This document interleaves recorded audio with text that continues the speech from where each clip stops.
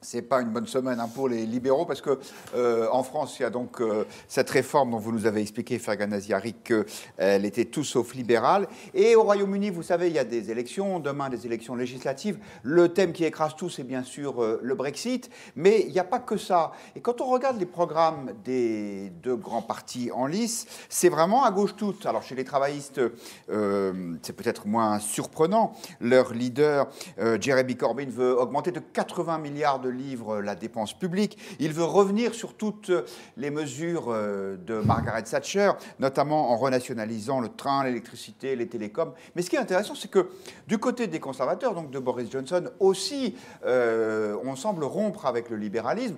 D'abord avec peut-être le Brexit, qui est un moyen de sortir d'une zone de libre-échange, à moins que ce soit le contraire, puisque c'est pour retrouver une certaine liberté. Je vois Ferghane Azihari qui hoche la tête, qui est peut-être sur cette ligne-là. Mais il y a aussi une augmentation des dépenses publiques, plus 26 milliards de livres, propose le candidat conservateur. Ça, c'est uniquement pour le système national de santé.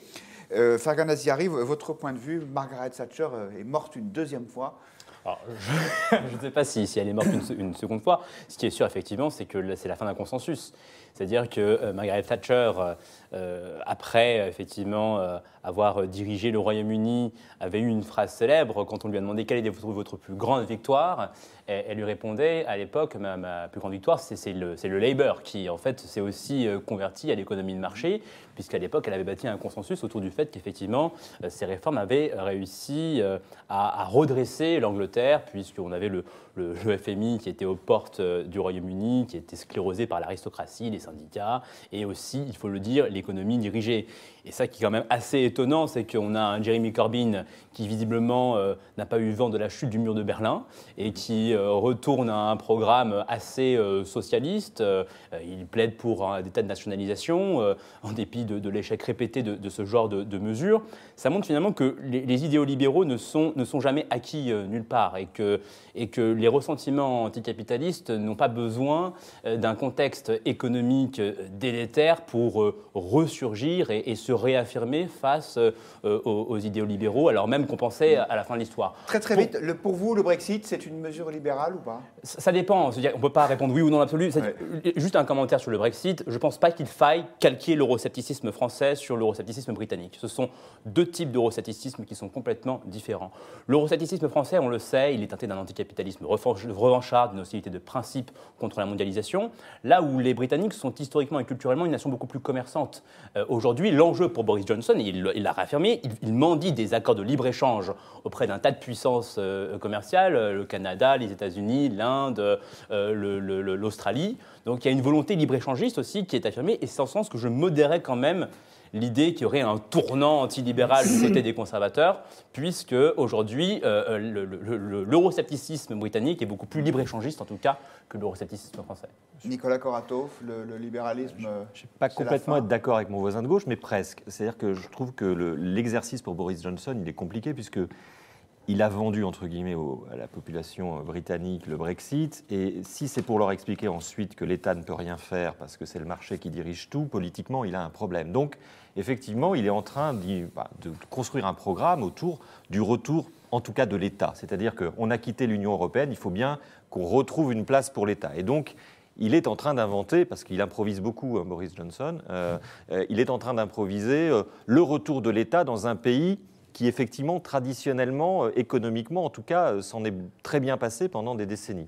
Donc il est un peu renégat par rapport à sa famille, mais comme il a la responsabilité, il porte la responsabilité politique du départ de l'Union européenne, il doit reconstruire une place pour l'État qui avait pratiquement disparu entre la tradition très libérale des Britanniques et puis la politique de l'Union européenne, dont on sait qu'elle fait peu de place aux États, ou en tout cas de moins en moins de place aux États membres dans la gestion de leur économie. Donc je crois qu'il est dans ce paradoxe-là. Moi, je suis assez critique sur les gens qui considèrent que Boris Johnson n'est pas un homme politique de premier plan. Je pense qu'il ne faut pas le sous-estimer. Et en tout cas, là, il a trouvé une voie de passage peut-être très étroite, mais qui peut lui permettre de parler au cœur des Anglais et à leur portefeuille aussi. On saura ça demain soir. On rappelle que le Parti conservateur est favori. Avant de vous donner la parole, Gilles Smadja, pour savoir si vous avez envie d'aller vous installer au Royaume-Uni avec toutes ces annonces, les internautes qui nous suivent et qui se prononcent sur Twitter, merci à eux, considèrent à 71% que non, les élections législatives ne marquent pas la fin du libéralisme économique outre-Manche. J'espère me tromper, mais je pense que Boris Johnson va gagner les élections demain en Grande-Bretagne, même si les derniers sondages montrent un certain resserrement avec le Labour, mais je pense qu'il va gagner. Et ce qu'il faut noter, c'est que les circonscriptions qui vont basculer du côté du Parti conservateur, du côté de Johnson, sont essentiellement des circonscriptions populaires qui étaient détenues jusqu'à présent par le Parti travailliste. Et là, qu'est-ce qui se passe ? Il se passe que l'électorat populaire qui a voté en faveur du Brexit, pour toutes les raisons que l'on sait sur le rejet d'une certaine forme d'Europe, voilà. Donc cet électorat, de l'immigration, rejet de l'immigration aussi. Cet électorat populaire, Boris Johnson, pour le capter, il a besoin d'avoir à la fois un discours évidemment pro-Brexit, mais aussi un discours social. C'est-à-dire qu'il ne peut pas se contenter de leur proposer le Brexit, il faut aussi qu'il leur dise si demain on garde le pouvoir, on va compenser le Brexit par une forme d'intervention forte, sociale, et donc du coup, d'où les promesses. Mais de là à imaginer que Boris Johnson s'est converti au socialisme, alors là, on ferait totalement fausse route. Et puis, de l'autre côté, il faut aussi dire que Jeremy Corbyn, sa campagne, elle est quand même plombée par des accusations, hélas, justifiées par rapport à ces dérives antisémites. Elle est plombée aussi par le fait que le Parti travailliste a cru faire de ces élections un enjeu uniquement de politique intérieure, économique et sociale, en évacuant quasiment la question du Brexit. Et aujourd'hui, hélas, il n'est pas suivi il le paye assez. Je pense qu'il va le payer assez chèrement. Rachel Binas, le mot de la fin sur ce sujet ?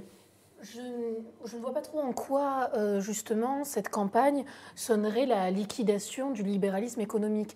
C'est-à-dire qu'on peut très bien intégrer certains éléments dits socialistes à une économie de marché plus ou moins régulée. Donc, je ne vois pas de divorce majeur des Anglais avec cette économie-là, avec l'économie de marché. Et on peut donc intervenir, n'en déplaise à certains libéraux ou ultralibéraux, on peut très bien intervenir tout en jouant le jeu, justement, d'une concurrence. Et le terme souverainisme n'est pas antinomique avec celui de libéralisme. Ils peuvent se conjuguer. L'exemple le plus frappant, c'est Trump aux États-Unis. Effectivement, parce que d'ailleurs c'est intéressant de voir que dans un certain nombre de pays européens, le populisme a été récupéré par des partis extérieurs à la droite traditionnelle. Je pense à l'Italie ou en France où les républicains ne sont pas en très bon état, alors qu'aux États-Unis et au Royaume-Uni, c'est les partis de droite classique qui ont capté cet électorat. Tout à fait. Nous, on va voir un petit peu comment ça se recompose, parce que pour le moment c'est difficile. Moi, j'ai du mal un petit peu à enterrer les partis politiques, les principaux, je pense au PS, au LR, je pense qu'il faut faire attention. Mais en effet, il y a des partis qui ont très vite compris les attentes, en tout cas d'une partie de l'électorat. En France, pour le moment, on est aux abois. Il nous reste quelques minutes pour parler de Paris. Il y a dans l'actualité